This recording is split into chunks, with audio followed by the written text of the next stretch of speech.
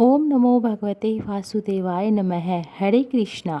भाद्रपद महीने की पूर्णिमा तिथि बहुत ही खास होती है क्योंकि इस दिन से उमा महेश व्रत भी रखा जाता है।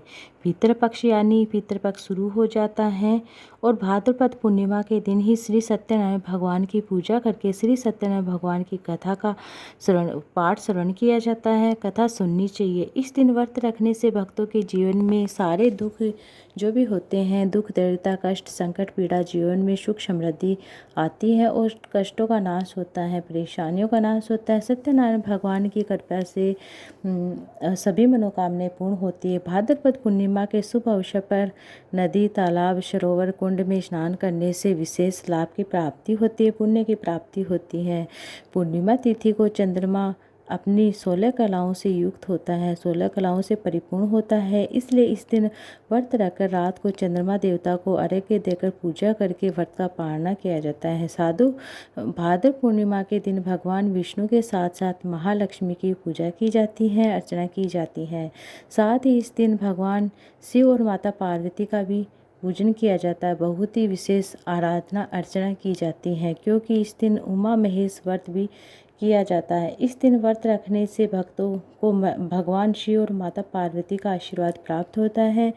मान्यताओं के अनुसार भगवान विष्णु ने देवी लक्ष्मी जी की प्राप्ति के लिए उमा महेश व्रत रखा था। उमा महेश व्रत के दिन भगवान शिव और माता पार्वती को गंगा जल और सफ़ेद फूल, भांग, धतूरा, बेलपत्र, अखंडित चावल से पूर्ण दीप से पूजा की जाती है और साथ ही इस दिन चंद्र देवता को भी खीर का भोग लगाया जाता है। चंद्र दर्शन करने के बाद व्रत खोला जाता है। आज के इस वीडियो में आप भाद्रपद पूर्णिमा की 2 कथाएं सुनेंगे। एक भाद्रपद पूर्णिमा की कथा है, दूसरा आप उमा महेश व्रत की कथा सुनेंगे। जो भक्ति इस दिन उमा महेश की कथा व्रत का रस तत्व प्राप्त करता है, कथा सुनता है, उन्हें भी इन सभी कथाओं को पढ़ने से विशेष लाभ की प्राप्ति होती है। मत्स्य पुराण में उमा महेश व्रत का उल्लेख किया गया है। मत्स्य पुराण में वर्णित कथा के अनुसार एक बार कैलाश पर्वत से भगवान शंकर के दर्शन करने लौटे समय मार्ग में महर्षि दुर्वासा की भेंट हो गई और विष्णु से महर्षि दुर्वासा को भगवान शंकर ने आशीर्वाद स्वरूप एक बेलपत्र की माला भेंट की है। जब महर्षि दुर्वासा की भेंट भगवान विष्णु से हुई तो उन्होंने वह माला भगवान विष्णु को दे दी। भगवान विष्णु ने महर्षि दुर्वासा से मिली उस माला को स्वयं को अपने गले में धारण न करके अपने वाहन गरुड़ के गले में पहना दिया। ये देखकर महर्षि दुर्वासा को क्रोध आ गया। उन्होंने क्रोध में आकर भगवान विष्णु से कहा कि तुमने मेरे आराध्य भगवान शंकर का अपमान किया है। उनके द्वारा दी गई माला मैंने तुम्हें उपहार स्वरूप में दी है। तुमने वो माला खुद धारण ना करके अपने गरुड़ को धारण करवाई है। यह मेरा और मेरे भगवान शंकर का घोर अपमान हुआ। इसलिए श्री हरि मैं तुम्हें श्राप देता हूँ कि तुम्हारा सारा वैभव नष्ट हो जाएगा, तुम लक्ष्मीहीन हो जाओगे। लक्ष्मी तुम्हारे पास से चली जाएगी और क्षीर सागर में ही तुमसे छीन जाएगा और तुम्हारा शेष नाग भी तुमसे अलग हो जाए, कोई मदद नहीं करेगा। महर्षि दुर्वासा से ऐसा श्राप पाकर भगवान श्री हरिविष्णु उस श्राप को स्वीकार किया। फिर बड़े शांत स्वर में उन्होंने महर्षि दुर्वासा से उस श्राप से निकलने का कोई निवारण भी पूछा। तब महर्षि दुर्वासा से भगवान विष्णु ने उमा महेश व्रत करने को परामर्श किया। महर्षि दुर्वासा कहा कि उमा महेश व्रत करने से मेरे श्राप के कारण तुमको जो भी दुख मिलेगा वह सब कट जाएगा। तब भगवान विष्णु ने भाद्रपद महीने की पूर्णिमा पर उमा महेश व्रत का अनुष्ठान किया। इस व्रत के प्रभाव से महर्षि दुर्वासा द्वारा दिया गया ये श्राप दूर हो जाता है, लक्ष्मी की प्राप्ति होती है और जो भी खोई हुई वस्तुएं होती हैं वह पुनः प्राप्त हो जाती है। उन्हें यह सब पुनः प्राप्त हो गई। अब सुनिए भाद्रपद पूर्णिमा के दिन सुनी जाने वाली अन्य कथा। यशोदा जी ने श्री कृष्ण भगवान से कहा कि हे कृष्ण, तुमने सारे संसार के उत्पन्न करता, पोषक और संहार करता हो। आज कोई ऐसा व्रत मुझसे कहिए जिसे करने से मृत्युलोक में स्त्रियों का विधवा होने का भय ना रहे। यह व्रत सभी मनुष्य की मनोकामनाएं पूर्ण करने वाला हो। तब श्री कृष्ण जी कहने लगे कि हे माता, आपने अति सुंदर प्रश्न किया है। मैं अब आपसे वही बात कहूँगा, वही व्रत का विस्तार बताऊँगा। कहता हूँ, सौभाग्य की प्राप्ति के लिए स्त्रियों को 32 पूर्णिमा व्रत करना चाहिए। इस व्रत के करने से स्त्रियों को सौभाग्य संपत्ति की प्राप्ति होती है। व्रत अचल सुहाग देने वाला।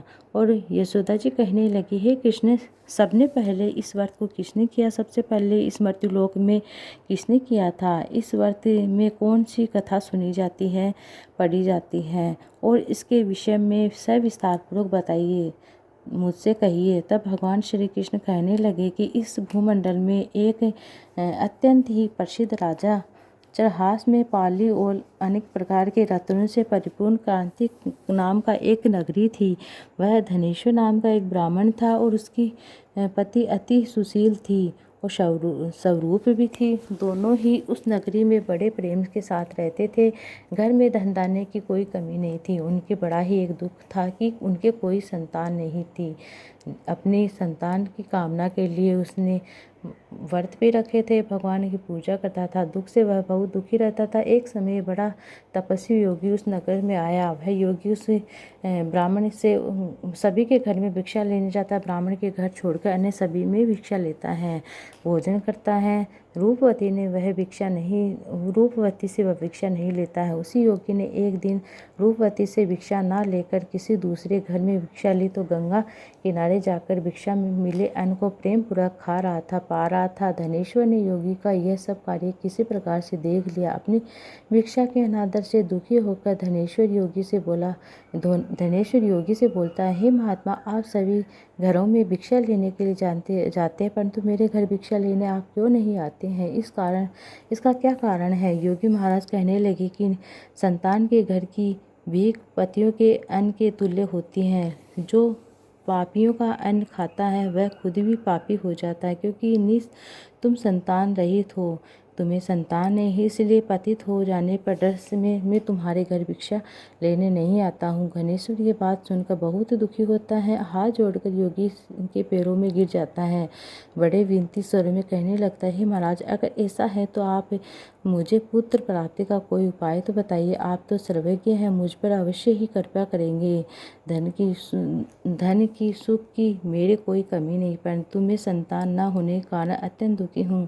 आप मेरे इस दुख को दूर कीजिए, क्योंकि आप सामर्थ्यवान हैं। ऐसा सुनकर योगी कहने लगे कि हे ब्राह्मण, तुम चंडी देवी की आराधना करो, चंडी देवी को प्रसन्न करो, तब वही तुम्हें पुत्र प्राप्ति का उपाय बताएंगे। घर जाकर उसने अपनी पत्नी से सारा वृत्तांत कहता है। वह स्वयं तपस्या करने के लिए उसमें वन में चला जाता है। वन में जाकर उसने चंडी देवी की उपासना की, आराधना की। चंडी देवी ने 16वें दिन उसको स्वप्न में दर्शन दिया कि कहा कि हे धनेश्वर, आज तेरे पुत्र होगा, परंतु 16 वर्ष की आयु में मृत्यु को प्राप्त हो जाएगा। अगर तुम दोनों पति पत्नी मिलकर करोगे तो 32 पूर्णिमासी का व्रत विधि विधान से करोगे तो वह दीर्घ आयु का होगा। जितनी भी तुम्हारे सामर्थ्य हो, आटे के उतने ही बनाकर शिव जी का पूजन करो, परंतु पूर्ण मास को जो 32 संख्या में होना चाहिए। आज प्रातः हो जाने पर इस स्थान के साथ तुम्हें एक आम का वृक्ष दिखाई देगा और तुम आम वहाँ से तोड़कर लाना। तोड़कर शीघ्र अपने घर ले जाना। अपनी पत्नी को सारा वृतांत कहना और ऋतु स्नान के बाद वह स्वच्छ होकर शंकर भगवान का ध्यान करते उस फल को खा लेगी।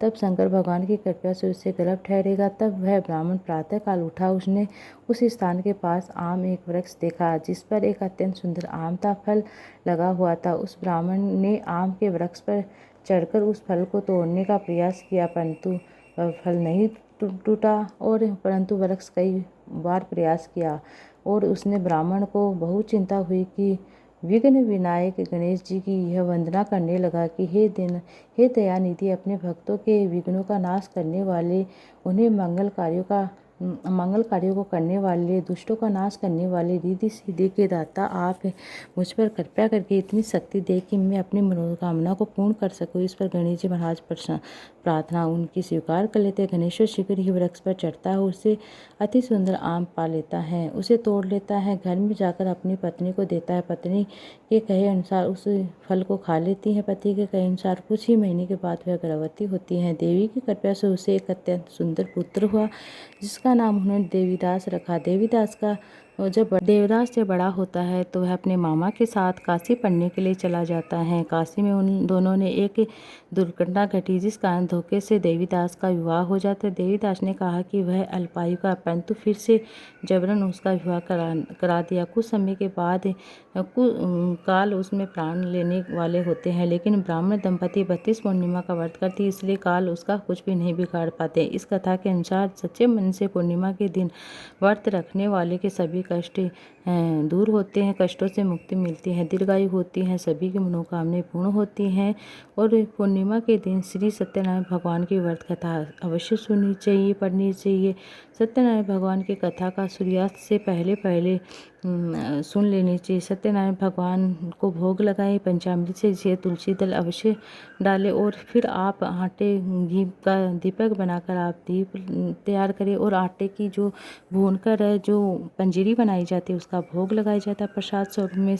भगवान के साथ मतलब कथा समाप्ति के बाद आरती की जाती है। भगवान से उस भोग को स्वीकार करने का आग्रह करते हुए प्रसाद स्वरूप में इस भोग में सभी लोगों में बांटा जाता है। ये थी आज की कथा। उम्मीद है आपको अच्छी लगी तो वीडियो में श्री सत्यनारायण भगवान की जय जरूर से लिखिएगा। हरे कृष्णा, राधे राधे।